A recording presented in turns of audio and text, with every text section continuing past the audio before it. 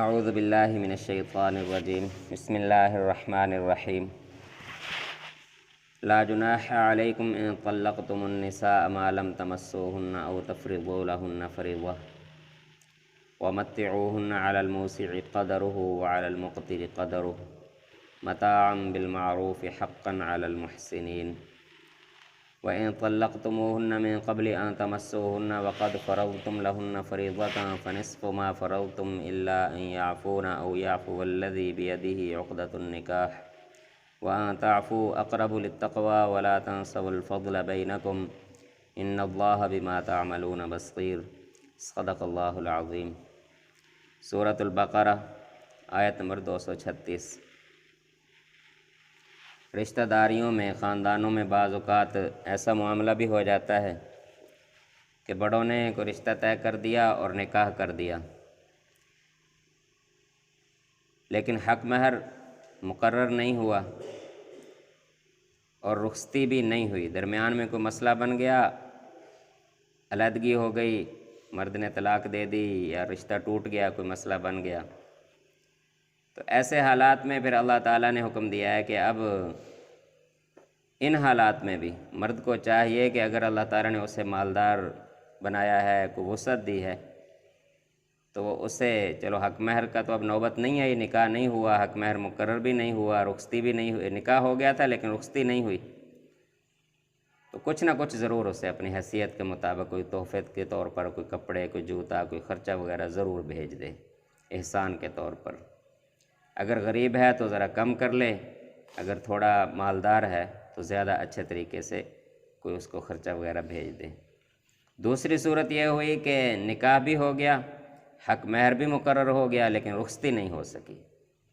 درمیان میں ہی نکاح رشتہ ٹوٹ گیا، طلاق ہو گئی، تو ایسی صورت میں پھر اللہ تعالیٰ فرماتے ہیں کہ کم از کم آدھا حق مہر ضرور ادا کر دیا جائے، لیکن اگر اس سے زیادہ ادا کر دے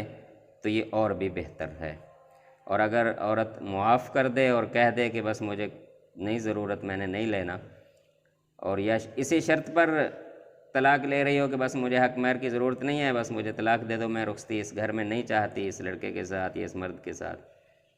تو ایسی صورت میں تو الگ معاملہ ہے، لیکن اگر مرد کی وجہ سے، مرد کی طرف سے نکاح ٹوٹا ہے، طلاق دی گئی ہے، تو پھر اللہ تعالیٰ کی طرف سے لازم کیا گیا ہے کہ آدھا حق مہر ضرور ادا کرے۔ یہ ان مبارک آیات کا خلاصہ ہے۔ لا جناح علیکم ان طلقتم النساء ما لم تمسوهن او تفرضوا لهن فریضہ، اگر تم عورتوں کو طلاق دو ایسی صورت میں کہ رخصتی نہیں ہوئی ہے، میاں بیوی علیحدگی میں جمع نہیں ہوئے اور حق مہر بھی مقرر نہیں ہوا، ایسی صورت میں طلاق ہو گئی، تو پھر کچھ حرج نہیں ہے کہ وَمَتِّعُوهُنَّ عَلَى الْمُوسِعِ قَدَرُهُ وَعَلَى الْمُقْتِرِ قَدَرُهُ، کہ وسعت والا اپنی استطاعت کے مطابق اسے کچھ نہ کچھ خرچہ ادا کرے،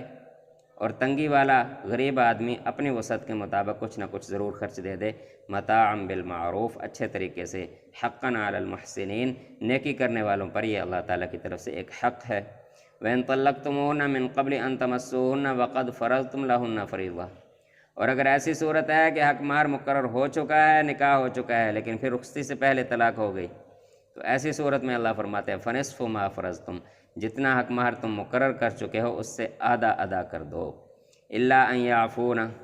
یا تو یہ ہے کہ وہ عورت اپنا حق مہر چھوڑ دے تو الگ بات ہے، او یعفو الذی بیدہ عقدۃ النکاح، یا جس کے ہاتھ میں اللہ تعالیٰ نے نکاح کی گرہ دی ہے، یعنی مرد جس کے ہاتھ میں نکاح کا اختیار دیا ہے کہ نکاح کے بعد اسے اختیار ہوتا ہے وہ طلاق دے دیتا ہے، تو اس کو چاہیے پھر آدھے کی بجائے پورا ادا کر دے یا اس سے بھی زیادہ دے دے، تو دونوں صورتوں میں جائز ہے۔ وَأَن تَعْفُوا أَقْرَبُ لِلتَّقْوَىٰ، اللہ تعالیٰ فرماتے ہیں کہ اگر مرد زیادہ ادا کر دے، یعنی آدھے سے زیادہ ادا کر دے، پورا پورا حق مہر دے دے یا اس سے زیادہ بھی کچھ دے دے، یہ ذرا اللہ تعالیٰ کو زیادہ پسند ہے۔